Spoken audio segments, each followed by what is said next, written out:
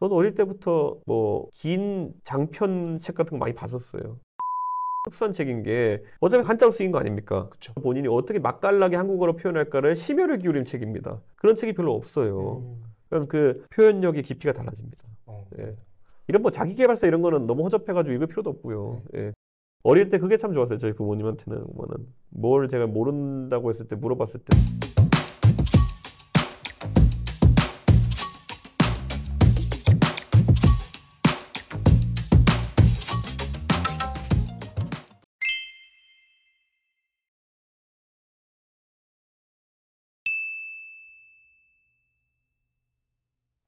지금 이 영상을 보신 학부모님들 네. 제일 궁금해하실 부분 같아요. 이준석 대표님의 토론 실력, 네. 논리력 이런 부분들이 어디서 기인했는지 그리고 어렸을 때 어떻게 공부하셨는지. 저는 원래 프로그래머니까 그리고 예. 제가 과학고 출신이니까 제가 과학고 졸업하고 미국에 가서 컴퓨터랑 경제학 공부하고 그 다음에 한국 돌아왔을 때 제 스스로의 화술이라는 것도 딱 미국 유학 갔다 온 사람이 보여줄 만한 화술이었어요. 그러니까 뭐냐면 뭐 영어를 섞어 쓴다든지 아니면 뭐 과학고생들은 다 어려운 말 쓰니까 그런 어려운 말 섞어 쓴다든지 이런 거였는데 제 화술이 많이 바뀌게 된 지점이 바로 배나사 교육하면서였어요. 왜냐면 이 중학교 2학년 중에서도 공부 지지도 안 하던 놈들을 제가 이제 가르치려고 하니까 제가 말할 때 톤이라는 것도 좋은 놈 있으면은 억양을 주면서 이제 깨워야 되는 것이고 되게 현실적인. 네, 그런 게 다 습득이 되거든요. 딱 봤을 때 이제 저놈을 깨우겠다면 톤을 높였다가 줄였다 하는 것도 있고 지루하게 하면 안 되는 게 이제 체득화된 거거든요. 저는 제가 정치하겠다 생각한 적은 없지만은 그때 제가 집에 일찍 가기 위해서라도 요놈들을 깨우고 그다음에 요놈 적절하게 비율을 썼고 요런 게 제가 훈련이 된 거거든요. 근데 이건 이런 거예요. 제가 원래 애들을 가르치거나 아니면 그걸 통해서 화술을 배우거나 아니면 정치를 할 계획이 있으냐 없었지만은 네네. 제 나름대로 그냥 그 병특하면서 열심히 살기 위해서 이렇게 다른 부분들 건드린 거거든요. 예. 근데 정작 정치를 하게 되니까 그게 제 가장 큰 무기가 된 거예요. 그래서 이렇게 말씀드리고 싶어요. 제가 오히려 정치를 너무 하고 싶었으면 어렸을 때부터 그럼 저는 네이버 지식인을 어디서 검색했든지 정치로 가는 최단거리에 가려고 했을 거예요. 군대도 아마 장교로 가려고 했을 것이고 직업은 그래 보통 정치하는 사람 변호사만 변호사쯤 했으면 좋고 이랬을 거예요. 근데 그게 그랬으면 저는 하고 많은 정치인 중에 하나의 비슷한 스펙과 비슷한 화법을 가졌을 거예요. 근데 제가 달랐던 거는 저 원래 정치할 생각 없었기 때문에 이것저것 다른 거 하다가 이제 하는 거잖아요. 그러니까 그때 이미 저는 다양한 면적을 쓸고 온 거죠. 저는 지금도 제 후배들 만나면 얘기해요. 정치하고 싶으면 어떻게 됩니까? 그러면 그거 너무 집착하지 마라. 당신들이 똑똑하면 정치는 언젠가 할 수 있을 것이다. 대신 정치를 하게 됐을 때 네가 그 사람 중에 특별한 사람이 돼야 된다. 비유가 좀 이런 거죠. 처음에 회사에 들어가고 싶을 때 회사에 들어가기 위해서 열심히 노력해서 경쟁을 하죠. 경쟁이 어렵긴 하지만 뚫어내고 나면은 그럼 회사에 가서 각광받는 사람은 회사 입사 시험 잘 푸는 사람보다는 회식 자리에서 노래 잘 부르는 사람일 수도 있어요. 그렇죠. 네. 그런 것처럼 너무 그 어떤 허들을 넘는 것 자체에 집착할 필요는 없다. 넘고 나면은 오히려 그 비슷한 사람 중에서 다양성을 가진 사람이 더 앞서 나갈 수 있다 이런 거거든요. 저는 그래서 최대한 많은 면적을 쓸고 지나가라. 저희 구독자분들이 네. 초등학생, 네. 그리고 중학생 학부모님들이 많으세요. 네. 이제 그분들에게 추천해주고 싶으신 그런 게 있으실까요? 어떤 책을 읽혀라. 나는 어렸을 때 이런 걸 한 것 같다. 제가 있을 때는 그땐 유튜브 이런 게 없었으니까 예, 그렇죠. 책을 줄기에 따라 가지고 이제 읽을 수 있는 환경이었는데 요즘은 저도 책을 많이 읽지 못하고 단편적인 지식들 이제 유튜브나 이런 걸 통해 습득하는 상황이 많으니까 좀 괴가 다른데 결국은 책에서 기승전결이 있는 이야기를 자꾸 접하는 게 중요하다. 예, 그러니까 책에는 항상 기승전결이 있거든요. 여는 말부터 맺는 말까지 있거든요. 네. 근데 그 체계를 많이 공부해봐야 된다. 그리고 표현력이라고 하는 거는 제가 이제 전당대회 때도 연설하고 이런 거 보면 사람들이 너는 어떻게 이과인데 그런 걸 하냐 이렇게 하는데 이런 게 있는 것 같아요. 우리나라 교육은 약간 다르긴 한데 미국에서 하버드 대학교 같은 데 다녀보면은 제가 도너츠에 비유하는데 문과와 이과의 차이는 하버드에서는 도너츠는 만들어져 있고 그 위에 그 흰색 슈거 프로스팅을 얹으면은 그냥 글레이즈드 하는 그 크리스피 크림 같은 도너츠가 나오는 거고 위에 던킨 도너츠가 뭐 스트로베리가 되려면 그 위에 조금만 얇은 거 얹으면 되는 거고 위에 얹은 얇은 거에 따라서 그게 결정되는 거거든요. 문이과 차이가 그 정도입니다. 미국에서는. 그런데 한국에서는 아예 종이 다른 것처럼 가잖아요. 맞아요. 좀 그런 관점에서 그 교육을 말해서 교양교육이 되게 중요하다. 교양. 예, 이렇게 생각하고요. 저는 그런 의미에서 아이들에게 책 읽기나 아니면 이런 누군가의 글을 접하는 기회, 신문을 읽는다 이런 것들을 많이 제공해야 된다 이런 생각을 해요. 단편적인 유튜브 이런 것들은 잡학 지식은 많이 늘어나는데 그걸 또 남한테 표현을 못 합니다. 그런 훈련이 안 돼 있으면은. 요즘은 이제 뭐 책 환경이 많이 달라지긴 했지만은 저도 어릴 때부터 뭐 긴 장편 책 같은 거 많이 봤었어요. 예를 들면 뭐 근데 이문열 삼국지부터 해가지고 어릴 때부터 많이 봤어요. 초등학교 때부터 해서. 그런 게 표현력에 상당히 도움이 됩니다. 그 이문열이라는 사람이 사실 문학 문학가로서 굉장한 표현력을 가진 사람들이거든요. 거기에 있는 문학 표현들 하나씩 접해가면서 우선은 사람들이 베껴 쓰면서부터 본인의 문체가 생겨나는 거거든요. 근데 이제 그런 것들의 경험이 필요하다. 예.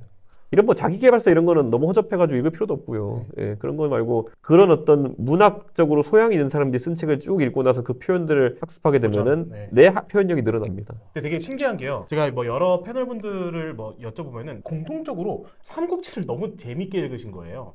삼국지를 뭐 의지적으로 읽으신 거예요? 아니면 누가 시켜서 읽으신 거예요? 그때는 집에 있어서 읽었어요. 아 그래요? 그냥. 그런데 이렇게 보시면 될 것 같아요. 그러니까 보통 우리가 어떤 번역본 같은 것도 많이 보고 하지만 이문열 삼국지는 특수한 책인 게 어차피 삼국지는 그 한자로 쓰인 거 아닙니까? 그쵸. 그럼 그거를 이문열이라는 사람이 문학가로서 본인이 어떻게 맛깔나게 한국어로 표현할까를 심혈을 기울인 책입니다. 그런 책이 별로 없어요. 예를 들어 비슷한 뭐 장편책 중에 보면 로마인 이야기 이런 것들. 근데 그건 그냥 시오노 나나미라는 사람이 쓴 책을 번역한 역자에 그치지 않거든요. 이문열 삼국지 같은 경우는 표현에 굉장히 그런 유려함이 보이는 책이거든요. 그러니까 그런 게 완전 다르다. 그러니까 책을 골라줄 때도 그런 걸 한번 신경 써보면 좋다. 김홍시 작가도 훌륭한 표현력 가진 분이거든요. 그럼 김홍시 작가가 번역한 고전이라든지 그런 것들 다 보라는 거죠. 그런 것들. 그럼 그 표현력의 깊이가 달라집니다. 요즘 책들은 그런 게 별로 없어요. 근데 예전에는 진짜 한 땀 한 땀. 요즘은 번역하라 그래도요. 그냥 구글 번역기에 넣고 초벌한 다음에 그냥 고치는 수준입니다. 예, 근데 예전에는 다 그런 한문을 읽고 내가 한문을 완벽하게 이해한 다음에 이걸 어떻게 소화하고. 유려하게 표현할까 작가들이 고민을 한 거기 때문에 옛날 번역한 분들이 훨씬 더 깔끔한 게 많죠. 부모님께서 이런 원래 이렇게 책을 많이 읽어주시고 그런 부분에서 동기부여를 해주셨나요? 그렇다기보다는 제 집에 책이 많았고요. 예전에는 제가 있을 때는 뭐 게임기도 없던 시절이고 이러기 때문에 책이 그냥 유일한 낙이었던 시절이 있죠. 예, 근데 요즘은 제가 요즘 태어났으면 그것도 좀 못할 것 같긴 한데 예, 요즘 같으면 유튜브 보고 있었을 것 같은데 주변에 환경이 어떻게 깔리느냐가 중요합니다. 저는 부모님들한테 좀 그 사교육이나 이런 것도 낚이지 않았으면 좋겠다. 예, 예전에 저희 고모가 저랑 나이 차이가 난 사촌인데 공부를 잘해가지고 뭐 대구에서 뭐 과학고 가고 이렇게 했어요. 근데 뭐 저한테 예전에 막 준서가 이거 대구에서 무슨 삼국지 논술이 유행이란다. 이거 학원 가야 되는 거냐 이렇게 막 하고 했는데 세상에 삼국지 논술이란 들어본 적이 없어요. 근데 그 학원에 마케팅용으로 뭐 지원해가지고 했겠죠. 근데 교육에 있어가지고 아까 말했던 것처럼 기본적인 수학과 영어에 있어가지고 실력 외에 나머지 사교육이 필요한 영역은 거의 없습니다. 그러면 아이들한테 어떤 걸 해줘야 되냐면은 비판적 사고력이 더 중요하다는 이렇게 보거든요. 저한테 정치하면서 정치인으로서 네가 그럼 남들과 뭐가 다르냐 그러면은 저는 계속 문제의식을 발현시키려고 노력해요. 가만히 걸어가면서도 남들은 그냥 그저 그렇게 생각하는 것들에 대해서 질문을 계속 만들어낼 수 있는 능력이 필요하거든요. 아이들이 어떤 질문을 할 때가 있을 거예요. 어떨 때는 이건 왜 이래라고 할 때도 있을 것이고 이건 어떻게 해야 될까 이렇게 하는 경우도 있을 테고 그랬을 때 그 질문을 가볍게 받아들이지 않았으면 좋겠어요. 예. 질문에 대해 가지고 성심성의껏 답해주거나 아니면 못 답한다 하더라도 같이 고민하는 흔적을 보인다든지 이게 아이들한테는 계속 그런 질문을 만들어낼 수 있는 원동력이 되는 거거든요. 어릴 때 그게 참 좋았어요. 저희 부모님한테는 보면은 뭘 제가 모른다고 했을 때 물어봤을 때 답을 해주려고 노력했고 예. 그런 게 기억이 나세요? 그러니까 예. 그 야마 왜 물어봐 이렇게 해버리면은 다시 안 물어보거든요. 예. 근데 그게 부모랑 같이 고민하는 과정이 있고 그게 굉장히 저는 제가 무엇이든 궁금한 걸 계속 말하고 떠드는 데 도움이 됐던 것 같아요.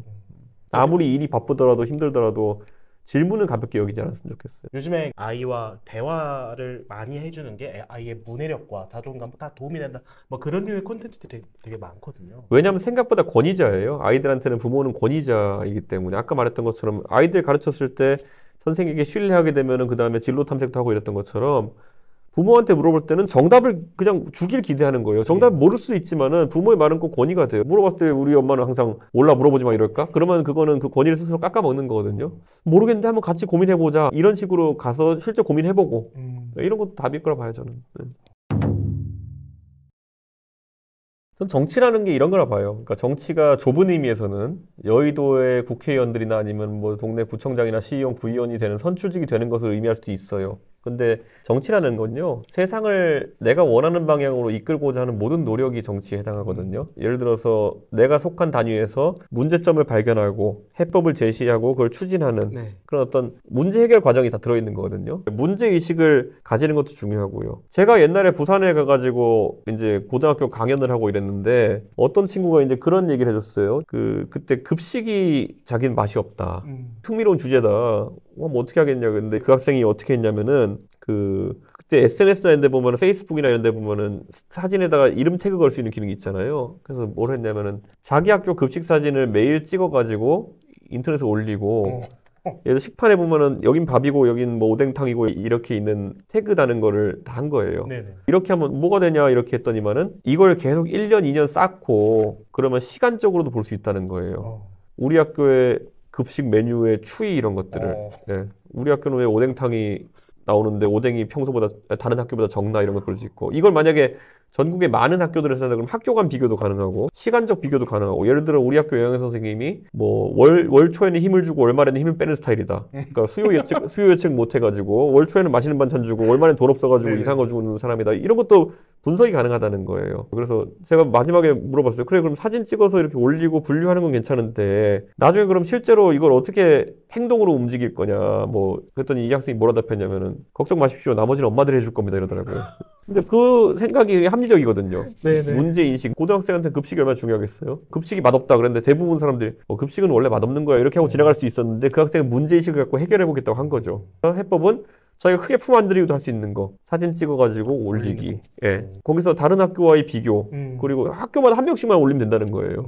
말 되네요. 그리고 연간 비교 이렇게 하면 된다는 거 아니에요?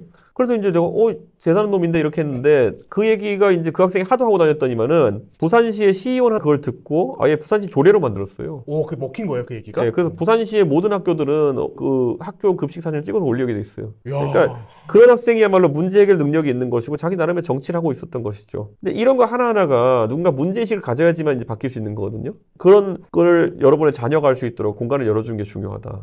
그러면 일단 그 아이들이 먼저 문제의식을 가지고 그거를 표현할 수 있는 문화가 되어야 되겠네요. 그렇죠. 아까 말했던 것처럼 급식 맛없었을 때 급식은 원래 맛없는 거야 이렇게 지나가면 안 된다는 거죠. 저는 고등학교 때도 그런 거 많이 했었어요. 저희 학교에 무슨 뭐 컴퓨터가 낡아가지고 그걸 교체하려고 뭐 삼성전자에 연락해가지고 후원 받아낸 일이라든지 제가 그런 것들을 통해가지고 하버드에서 인정받아가지고 이제 대학 갔던 거거든요. 그런 어떤 능동적인 활동을 하는 것들을 권장하는 게 그중에 이제 보면 어쩌면 학교에서의 작은 문제를 풀 수 있던 사람들이 나중에 대한민국의 문제를 풀 수 있다 그러면 그게 현실 정치거든요.